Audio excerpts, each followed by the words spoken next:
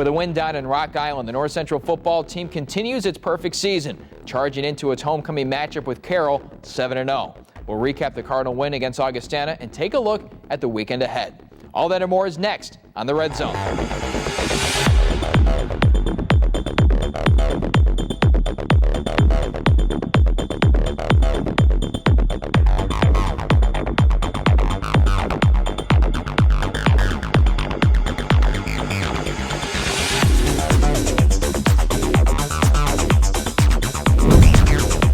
Presenting sponsor of the Red Zone is Athletico, the preferred provider of physical therapy and athletic training for North Central College. Augustana entering its home matchup with North Central 2-5. Let's check out the highlights from the Cardinals' 42-21 win over the Vikings. Picking up action in the first quarter of play. 3 minutes in, and on fourth down at the Augustana 32, Brock Rudder finds Ryan Kuhl, and he's got more than just the first down. The Cardinals striking first, and that's Ryan Kuhl's 5th touchdown catch of the season. After a couple of failed Vikings offensive drives, Pat Cravens doing what what he has been doing. Brings it back 29 yards to midfield. He leads the CCIW with 17.5 yards per return. Cardinals capitalizing on the strong field position. Rudder hands off to Austin Brunig. He finds a seam and slips by the D for a 14-yard touchdown strike. Cardinals quickly up 14-zip. Did I say 14-zip? I mean 21-zip. Brunig again, this time on the chip shot. NCC with the commanding lead just 20 minutes into the game. Brunig's 4th rushing touchdown of the season. Cardinals back with the rock. Rudder dumping it off to Will Connick on the screen. Makes one man miss, and the freshman off to the races. He rumbles his way into the end zone. NCC now up 28-0. Vikings trying to make something happen before the half. Justin Sturzma has other thoughts. Picks off Blyers, and Sturzma also showing off some nifty moves on the return. North Central aiming for one more score before the half and get it. Rudder to Nolan Brannick for 6, so it's a 35-0 lead heading to the break. Coming out of the long timeout, Augustana striking for 6. Ryan Hennessy hauls in a Blyers pass from 11 yards out to get the Vikings on the board. Augie even adding another score after a botched punt return to pull to within 35-14. But Justin Hunterford comes in, finds Dylan Warden in the flat, and number 7 finds Paydirt, 5th time of the season. From there, the Cardinals roll to 7-0 in the season with a 42-21 win. Carroll up next at Benedetti-Wehrli Stadium on homecoming. His team moved to 7-0 with that win against Augustana, and Coach Jeff Thorne now joins me on set. And Coach, going down to Rock Island after that big win against Wheaton, what did you want to see from your team? Obviously the win, but some of the interplay between the players. Wanted to see them play. We talk about our opponent as a nameless, faceless opponent. We want to play to our standard and play Cardinal football. And I thought in the first half we did a great job of that. They did exactly what we wanted them to do and just gain control of the game right away, put some points on the board, get stops on defense.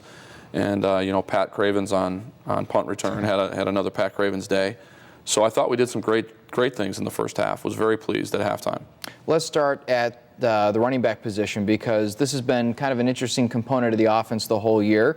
And now Austin Brunig comes into this game, rushes for 2 touchdowns. It seems like the running game is starting to get going a little bit more. Yeah, we did a nice job again in the first half of establishing our running game. I think we were somewhere around 80 yards at halftime. And we made some changes at halftime and went with some different people. And we struggled to get first downs in that third quarter and made some mistakes in the special teams area, and that it cost us and put us in a bad spot. But, I'm happy with some of the progress that we're making with the running game, and that's just a continued emphasis in practice week to week. Passing game, there's never been any doubt about that to this point. Brock Rudder, another phenomenal game, 3 touchdown passes, spreads the wealth. Week in and week out, it seems like he might be the most consistent player on a team that's based on consistent players. Yeah, and you know what? I think Brock would admit he can play better. The numbers look great, but there were some mistakes that he made that I know we've talked about, and we're working to clean those up. Made the one mistake on the interception, but yeah, I mean his efficiency is remarkable, and the leadership it's there week in and week out. So couldn't be happier with the things that he's doing, and we've done a great job protecting him. We had a couple of breakdowns in protection in the first half, and had him in a couple of difficult positions. Now, we've seen Nolan Brannick emerge as the tight end spot, especially in the red zone lately. How hard is it, because you know game planning for other teams, to know that you have 3 phenomenal wide receivers, and now you have to also guard the tight end in the red zone, not to mention the running backs are pretty good as well. That just adds another component to this offense. Yeah, well, you want to be as multidimensional as you can, and that's one of the luxuries that we have. We have a lot of different personnel packages that we can put on the field with capable people. It does make it difficult for defenses to prepare. So, yeah, we're fortunate that way. Defense continues to get better, which I didn't think was possible. Billy Douds, who's on the show, he'll be on in a little bit, comes up with another sack. You know, you talk about Justin Sturzma with the interception, just plays being made all the way around. Are you guys looking at the numbers in relation to the record book, you know, trying to hold opponents to a certain mark? Or is it just, let's go out and try and shut these guys down? Yeah, I don't think there's a single guy on our team that's looked at a record book. I know I haven't. I really don't care what our numbers are. We want to win. You know, if you look at the offensive numbers, they're not what they've been the last several years. But we've been efficient enough to put points on the board. We're still averaging close to 40 points a game. We win with defense, and that was the rallying cry, you know, a couple years ago, is I want our program to be known for defense. Yeah. And we're doing a great job of playing fantastic defense, but you know, if you look at statistically, it's not going to show that. We played a game earlier in the year where Weber International scored 21 points in the last 3.5 minutes of the game. So we're not caught up in records and points allowed, points scored. You know, those are important measurables at the end of the year to take a look at to see where we need to improve, but we just want to keep winning games and take it 1 week at a time. You and Brad Spencer have the offense side of the football, but you have some phenomenal coaches on the defensive side as well. Yeah, absolutely.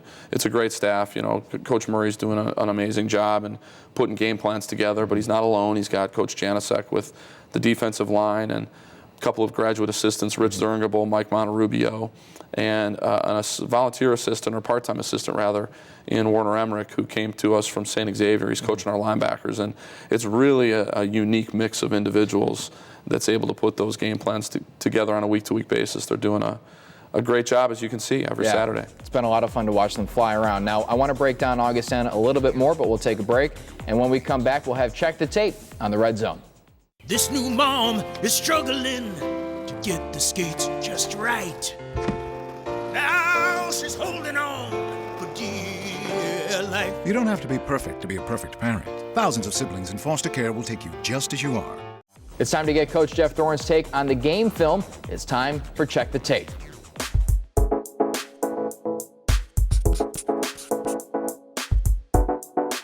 This Red Zone segment is sponsored by M&M Rentals. Now, Coach, first play I want to get to is the running game. We talked about that in the first segment. Austin Brunig made a phenomenal cut right here and got into the end zone from 14 yards out. Yeah, we've got a gap run, and they brought some pressure. Our lineman did a great job of washing it down, and you saw Justin Shaw wrapping around there and pinning the edge, and Austin made a great read and bounced it outside. And then you get to see his speed, which we haven't had a chance to see him really break any long ones yet this year, but we're continuing to work on it. Once we get him into the clear, he doesn't get caught. Now let's go to the defensive side of the football, and we'll actually get to the guy who's about to hop on set next, and Billy Douds. 8th sack of the season, and it's a pretty one. You know, his development has been so critical to the consistency of our defense. He gives you length at the defensive end position at 245 pounds and explosive get off, and he's really taken to coaching this year from Coach Janasek. He's using his hands. He's developed a couple more moves as a pass rusher, and you're seeing the results. Yeah. You know, the other thing that's exciting from my standpoint as a coach and doing the things that we did in the offseason is his growth as a leader has really been impressive, just developing as a person. And at the end of the day, that's why you get into coaching. It's the wins and the losses are great, don't get me wrong. The losses aren't, but the wins are. But really, it's seeing young men evolve into the person that they're going to become, and it's been really exciting to see Billy's growth. Well, you have a lot of young players on this team, too, and the next guy we're going to get to is Will Connick, a freshman running back. And this is a simple running back screen, but sometimes these can produce big plays, and that's what happens right here. It's another running back with explosive speed. I mean, you see him just run right through that defensive back's pursuit angle. He's extremely tough, breaks tackles, and he's a guy that, as the season has progressed, you've seen more and more in terms of his role expanding as well. He's returning kicks for us, getting more snaps on offense because of this. You know, we've seen it in practice. We saw it in the Weber game, touchdown that got called back, but you know, he broke 2 tackles and went 40-some yards. It's exciting to see young guys like that burst onto the scene. So now let's get to homecoming. You guys are going to be hosting Carroll. This is the first meeting between the two schools as CCIW rivals. What can you expect from the Pioneers? Expect them to come and play really, really hard and give us their best shot that you know, we seem to get every week from every team we play. So we prepare the same way regardless of our opponent, and we expect them to come and give us a really good test. Now there's some extracurricular activity here that's good. Your father being inducted into the Hall of Fame at North Central. I know that you'll be so focused on the game, but you know, it's one of those things where I'm sure you'll be paying attention to all the ceremonies and stuff that he'll be going through. How special is that for you? It's really special, you know, to see the recognition of a man that's done as much as he's done for the college. Obviously, our football program is where it is because of his work and his vision and his philosophy. So it really is exciting. It's really rewarding to see this kind of recognition for a guy that I think so much of. Thorne is almost now synonymous with football in the Naperville area. Your dad, you, now even Peyton playing quarterback at Mattia Valley. As a family moment, I mean, what kind of thoughts are going through your head? And I'm sure you've had conversations with your dad. What kind of conversations have taken place about the induction? You know, honestly, not very much. I mean, he's flattered and humbled by the induction. It's just, you know, you start to think about legacy and things of that nature and things that you pass down. And I think a father's greatest gift to a son is just modeling what being a good person looks like and putting other people before yourself and humility and all those things. So, you know, I've had this guy that has done such a wonderful job of teaching me those things, and it's meaningful for me and really important for me to do the same, not just with my son, with my girls too. So I couldn't be prouder. I'm just really a lucky person to have had a father like I've had, and I would say the same about my mom. You know, just very, very fortunate. But to have a guy that I'm in the same career that he's in, and to try to fill those shoes, it's not an easy thing to do. I still have to try to be my own person.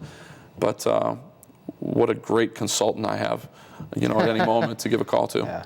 Well, we're looking forward to all the ceremonies and the game itself, of course, but congratulations, you and your family. Thanks. On the induction. Appreciate it, Kevin. Coming up next, we have Billy Douds on set. We'll be right back on the Red Zone.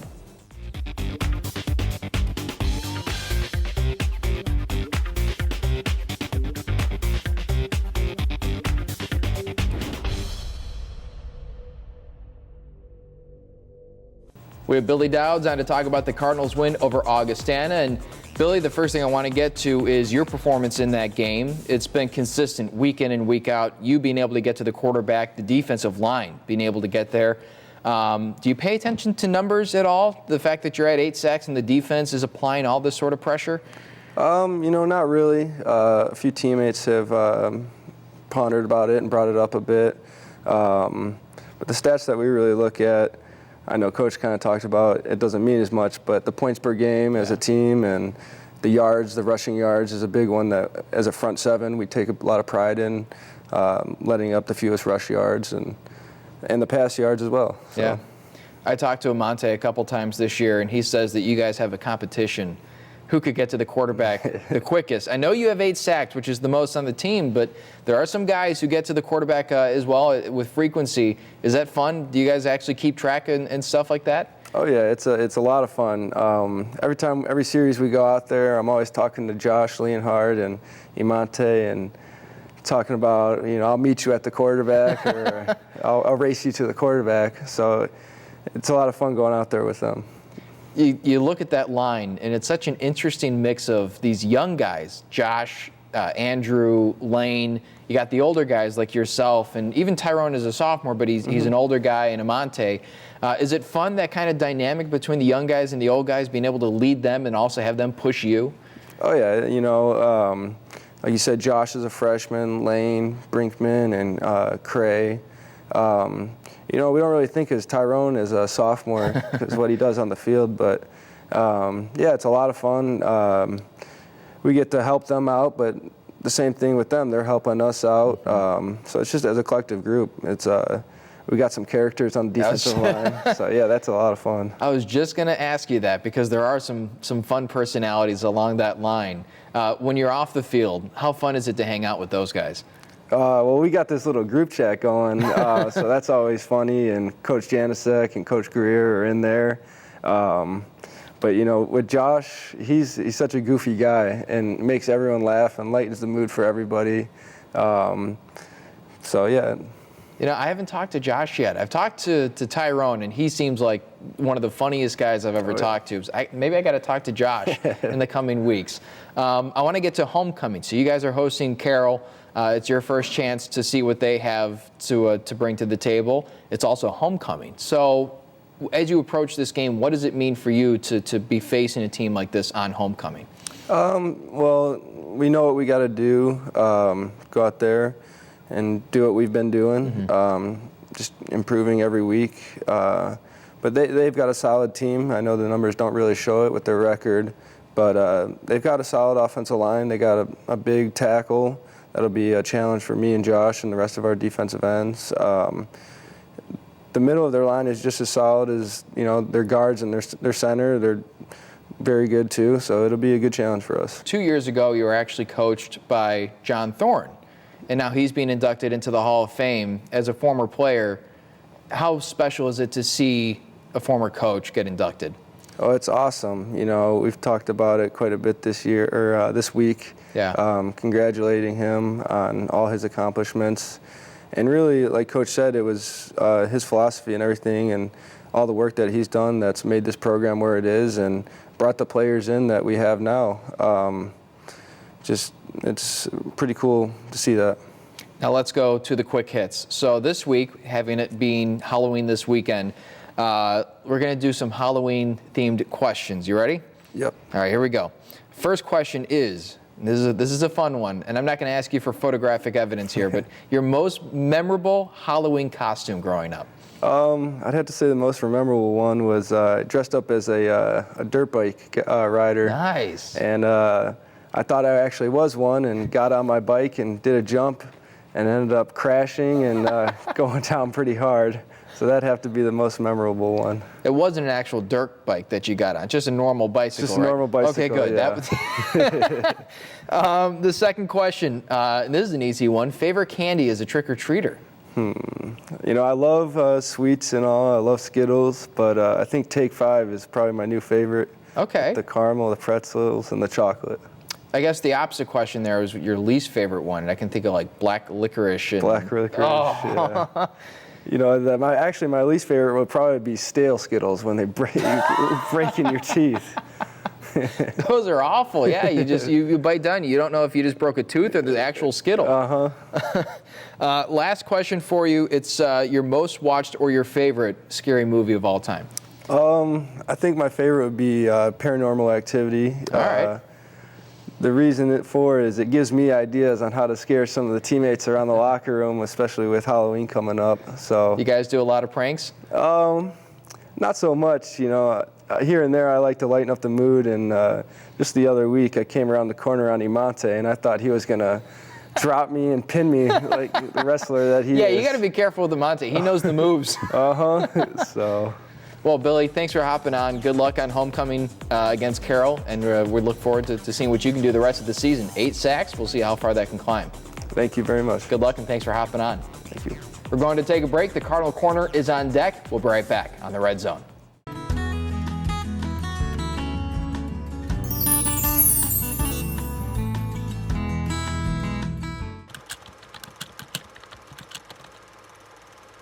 This Red Zone segment is sponsored by Belgio's Catering. Welcome into this week's Cardinal Corner here with Jeff Thorne, longtime coach. And Coach, you are headed to the Hall of Fame, which is a special thing for you, I'm sure. When you found out that you were being inducted into the North Central Hall of Fame, what was your first reaction? Pretty shocked. You know, all sports, especially football, it's really for the players. you know, and they're the ones that really bought in and believed in the philosophy, and then bought into all the hard work and film time and the weight room time, and most importantly, they really bought into caring about each other even more than they cared about themselves, especially during the season, you know. And the parents, they've just been amazing with their tailgating. They just have open arms. They want, you know, they bring in all the new freshman parents and everything, and it's been so wonderful. And you know, some players like Jeremy Nicholas doesn't even have parents anymore, and others live far away, so they don't have the parents here every single weekend. They've got a whole parking lot full of parents, and they just make them feel like that's their own son, you know. And so if our philosophy is part of what allowed those wonderful things to take place, then that's what I'm really happy about. Now, I know you're not necessarily numbers driven, but just to throw some out, 13 seasons, 118 wins, a 79% win percentage, so much success on the football field. And it almost culminated in a national title in 2013.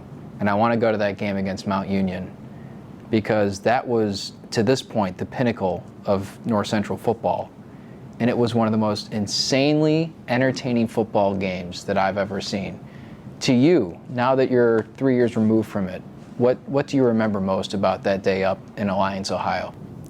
I was very proud of how hard the boys fought.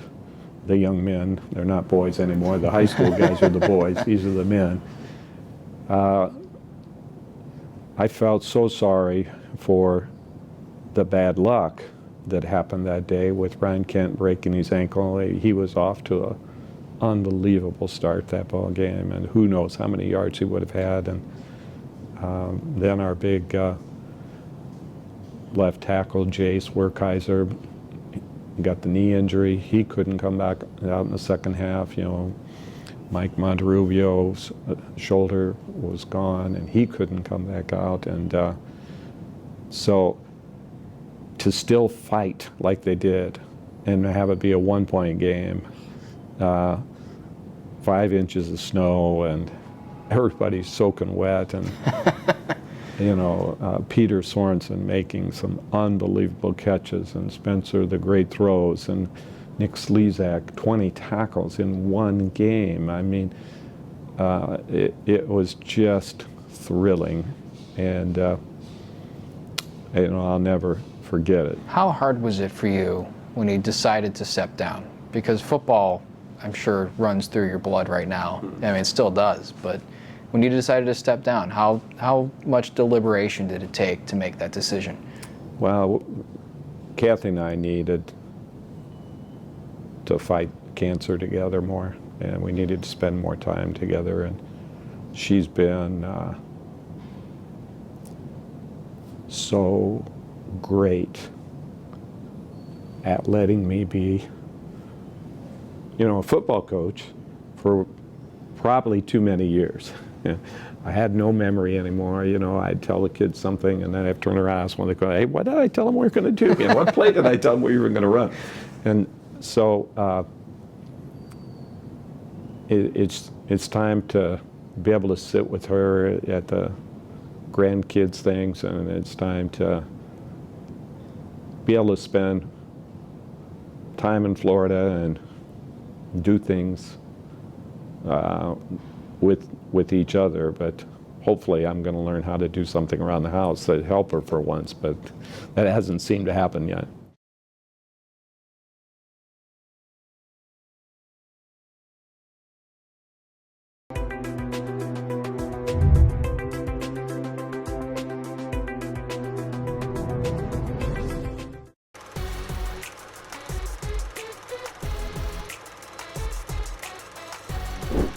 It's time for the play of the game.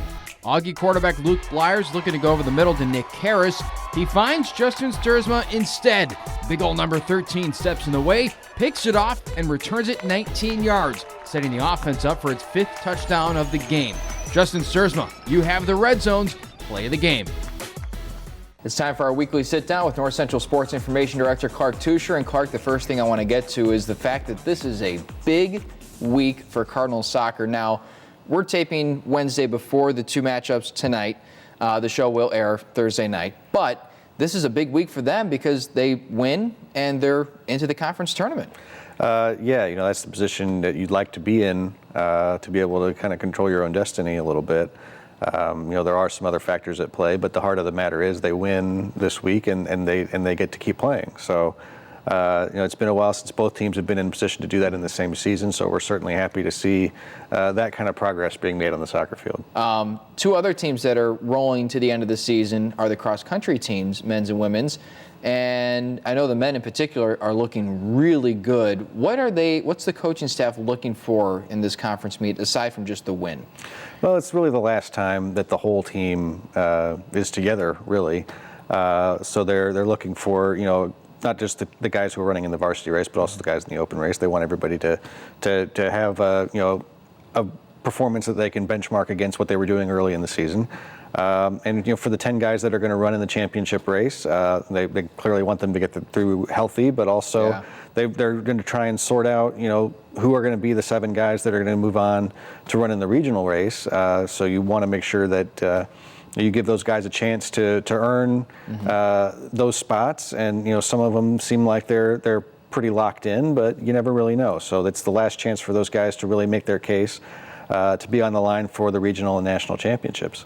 Now, the women's team, I know they haven't raced together as a group a whole lot because over the course of the season they've kind of mixed and matched over the course of different races. But are the confidence level going into this fairly high?